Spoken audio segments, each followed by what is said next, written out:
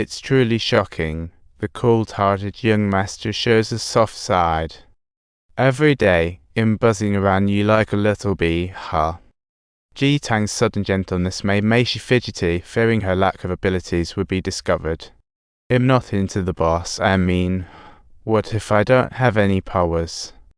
Otherwise, the boss would be hot on my heels. That night, Meishi was stuck in a nightmare. Tom's younger sister waking at 3. Why am I stuck being ordinary? I'm not interested in you. I'm not interested in you. The next day, Meishi cautiously packed breakfast, nervously watching her fiancé devour it.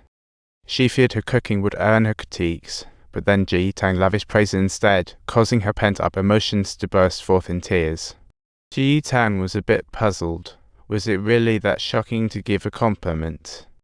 Meishi quickly explained, moved by her first affirmation. This sparked Ji Tang's interest. Ji Tang wanted to know what kind of humble life a noble girl lived to end up like this. He instructed the butler to observe Meishi's every move while he conducted his own undercover investigation. The results were shocking. Meishi's father was quite the skilled one. He didn't want to be tested by anyone, thus keeping his abilities under wraps. Meishi's mother was from the Blades family, but she didn't inherit any of their powers, making her a target for bullying.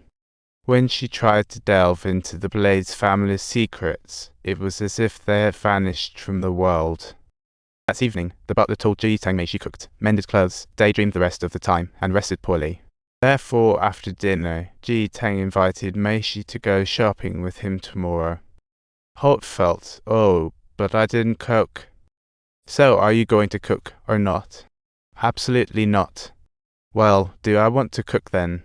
Meishi was anxious because she never had a chance to go out while living at home, worried about embarrassing Ji Tang. The next day, the butler was grooming Meishi and noticed her hand had healed significantly. Meishi babbled away. Maybe it's the herbs working wonders. Herbs. The boss told me to take a bath. The butler couldn't help but chuckle. When I was young, I actually didn't like herbs. Meishi realized how thoughtful her fiancé was, and after the butler's touch-up, she looked quite refined. Ji Tang couldn't help but sneak a few glances, not realizing his fiancé was such a standout. Ji Tang took Meishi to the best shop in town, and the shopkeeper was left speechless with shock. Look, a female vendor. I've never seen one before.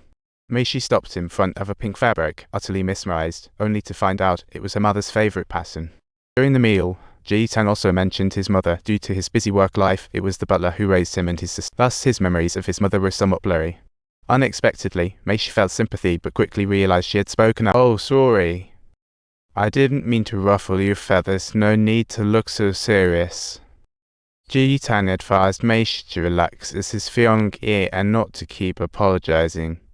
Rather than apologizing, sincerely expressing thoughts would be more touching.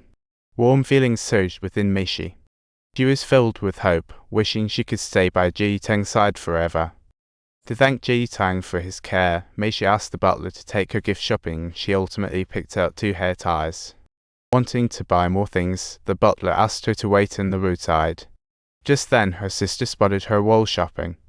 Her childhood friend tried to pull her sister away to avoid a quarrel, but she ignored and kept attacking Meishi bitterly.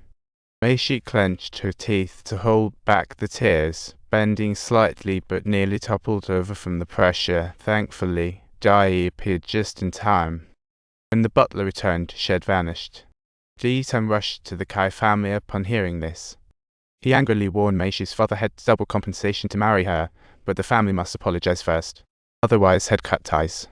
Though furious, Meishi's father stayed silent due to their power. Just as Ji Tang turned to leave, he bumped into Meishi's sister in the hallway. With just one glance, the sister was completely enchanted by Ji Tang's charm.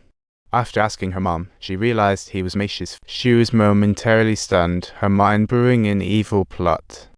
That night, when Ji Tang returned home, he suddenly heard Meishi muttering in her room, calling out for Jai, sounding truly distressed. After calling out to her with no response, Ji Tang pushed the door open. Meishi was already drenched in sweat, tears staining her cheeks. He grasped Meishi's icy hands, silently comforting her. The next day, Ji Tang brought Jai over. She was once a maid for the Kai family, but had been angrily dismissed by her stepmother for protecting Meishi. Upon seeing this familiar face, Years of grievances flooded out of Meishi as Jai tenderly comforted her like a mother. She told Meishi that it was Ji-tang who found her enough to prove how much he cared for her. Meishi finally understood how Ji-tang nurtured her with love and warmth, so subtly. Encouraged by Jai, Meishi found Ji-tang and confessed her lack of abilities, admitting she only had elementary school education. All her life, she had been treated as cheap labor at home, with no decent upbringing or skills, and she hid this out of fear of returning to that hellish